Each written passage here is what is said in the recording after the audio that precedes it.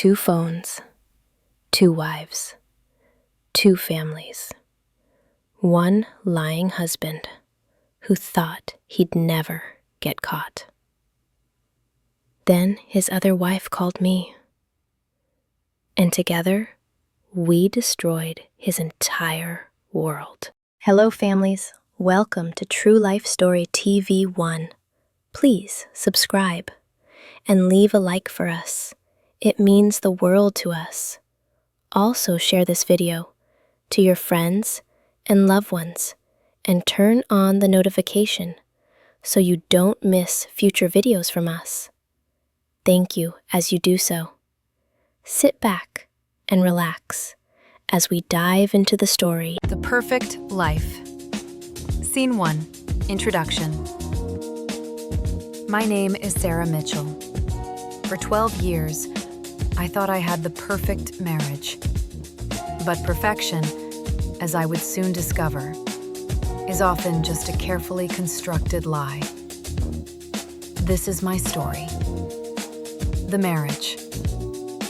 My husband David was a regional sales manager for a pharmaceutical company. He traveled 3 weeks out of every month, visiting clients across the state. It was hard being apart, but the money was good. And when he came home, he was the most attentive husband you could imagine. We lived in a beautiful suburban home in Ohio. No children yet. We'd been trying for years, but David always said, "When the time is right, it'll happen." I worked as a high school English teacher. I spent my evenings grading papers and lived for those precious days when David came home. The perfect routine. Every Thursday night, like clockwork, he'd walk through that door with flowers. Every Sunday morning, we'd have breakfast in bed. He never missed our anniversary. He called me every single night when he was on the road, right at 9 p.m., sharp. Everyone said we were relationship goals. But looking back now, I realized that perfection was the first red flag. Life is messy. Real marriages are messy. Ours was too perfect. The emergency call. It was a Tuesday in October when my world started to crack. David had left Monday morning for what he called the Big Phoenix Conference, a 3-week sales push that could land him a promotion. I was proud of him. I'd even helped him pack, folding his shirts the way he liked them. That Tuesday afternoon, I got a call from my mom. She'd fallen, broken her hip. I needed to fly to Florida, immediately. I called David right away. It went to voicemail. That was strange. He always answered when I called. Always. I tried 3 more times over the next hour. Nothing. Then I remembered. He'd given me his work emergency contact number for his boss, Martin. Just in case, he'd said. I'd never used it, but this was an emergency. The conversation with Martin. Martin answered on the second ring. "Hi, Martin, this is Sarah, David Mitchell's wife. I'm so sorry to bother you, but I have a family emergency and I can't reach David. He's at the Phoenix Conference and I really need to—" "Phoenix Conference?" Martin interrupted. "Sarah, David isn't in Phoenix. He took the week off. Said you two were going on a surprise vacation for your anniversary." The phone nearly slipped from my hand. "Our anniversary," I whispered, "is in March." There was a long, uncomfortable silence. "Sarah," Martin said slowly, "I think you and I need to talk. But not over the phone. Can you come to the office?" Martin's office. I sat in Martin's office an hour later. My hands were shaking. Martin pulled out a file folder. "I wasn't sure if I should say anything," he said carefully. I've suspected something for a while, but it's not my business to interfere in employees' personal lives. But now, he slid a paper across the desk. It was David's PTO request from 6 months ago. Then another. David's been taking a lot of time off, Martin said. He always said it was for family matters or personal appointments. But he told us you knew about it, that you were dealing with health issues. Health issues? I felt like I was drowning. I'm perfectly healthy. Martin nodded slowly. I thought that might be the case. The restaurant sighting.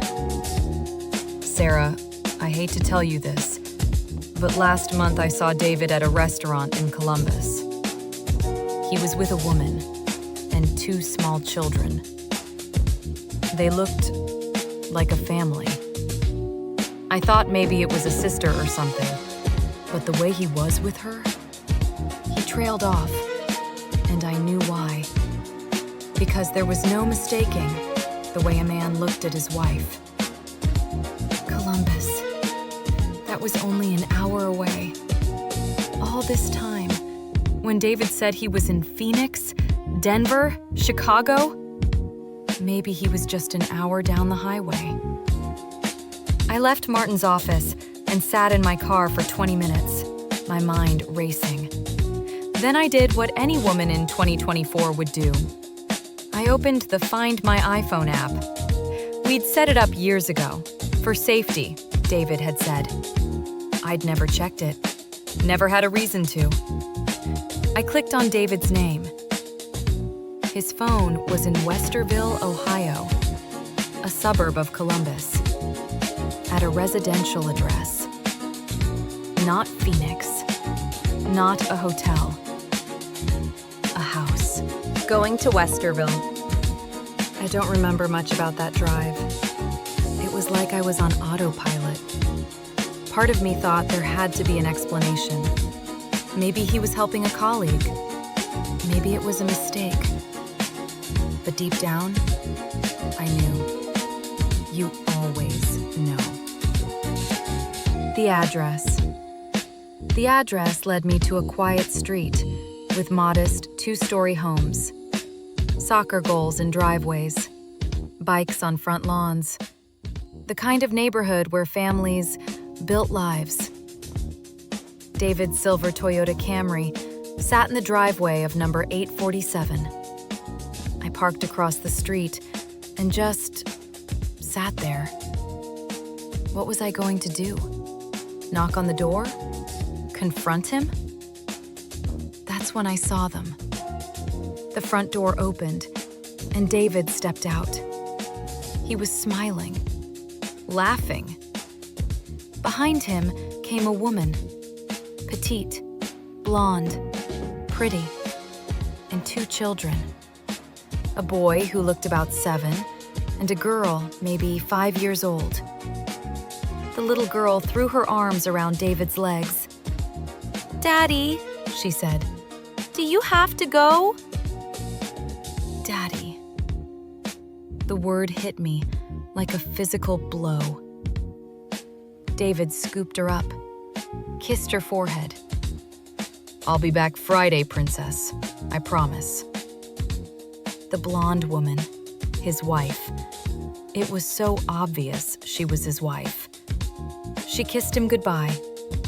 Not a peck, a real kiss. The kind of kiss I gave him when he left for his business trips.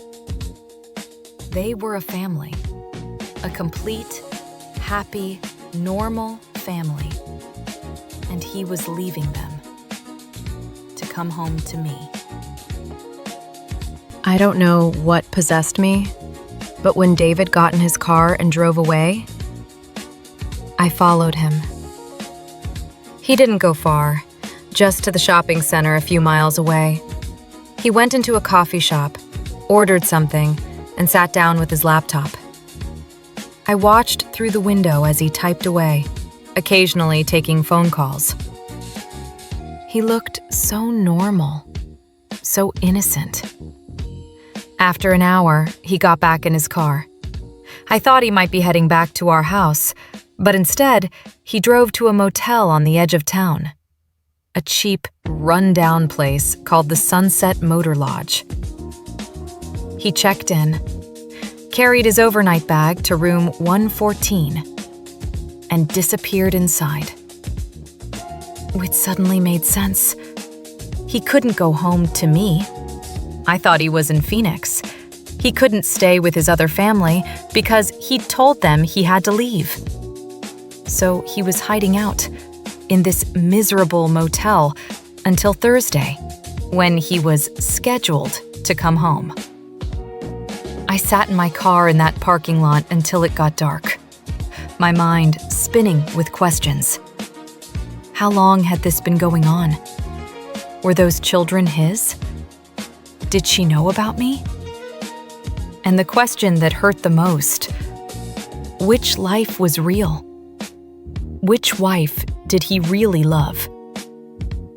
Around 10 p.m., David left. I watched him get in his car and drive away, probably going to get dinner. That's when I made a crazy decision. Scene 18. Breaking in. I went to the motel office. An older man with tired eyes barely looked up from his crossword puzzle. "Help you?" he asked. "My husband is in room 114, I said. I was surprised by how steady my voice was. "David Mitchell. I flew in to surprise him, but I lost my key. Could I get another?" The man squinted at his computer. "Need to see ID?" I showed him my driver's license. Sarah Mitchell. He shrugged, made a copy of a key card, and handed it to me. "Have a nice night." Scene 19. Inside the room. My hands were shaking as I slid the key into the lock of room 114. It clicked open. The room was exactly what you'd expect from a cheap motel. But it was what I found inside that broke me. 2 phones, charging on the nightstand. One was David's regular iPhone, the one I knew. The other was a phone I'd never seen before. I picked up the unknown phone. No password. It opened right up. The wallpaper was a photo of David with the blonde woman and the 2 children, all of them laughing at what looked like a beach. The little girl was missing her 2 front teeth. My hands trembled as I opened his messages. Hundreds of texts to M with a heart emoji. "Miss you already, babe. Boys won't settle down for bedtime. Chloe drew you a picture at school today. She's so talented. Can't wait for you to come home Friday. The bed is too big without you." I opened his photos. Years of pictures. Birthday parties, Christmas mornings, the kids as babies. The woman, M, pregnant. Hospital photos of David holding a newborn. This wasn't an affair. This was a whole life. I scrolled back and back. The photos went back 10 years. 10 years. We'd been married for 12. I was about to leave when I heard a key in the door. David walked in, carrying a bag of Chinese food. He froze when he saw me, sitting on his bed, holding his secret phone. The color drained from his face. "Sarah, don't you dare say my name, like you have any right to." He set down the food slowly, like I was a wild animal that might attack. Maybe I was. "How long were you going to do this?" I asked. "Were you ever going to tell me?" "It's not what you think. Not what I think. You have another wife. You have children, an entire family that I knew nothing about. Sarah, please, let me explain. Explain what? That you're a bigamist? That for 10 years you've been lying to my face every single day? That every time you said, I love you, you were going to go say the same thing to her? David sank into the chair by the window, his head in his hands. I never meant for this to happen. Oh, well, that makes it all better. He looked up at me, and for the first time, I saw him for what he really was. Not my husband, not even a stranger. Something worse. A con artist. A man who'd stolen 12 years of my life. I met Emily first, he said quietly.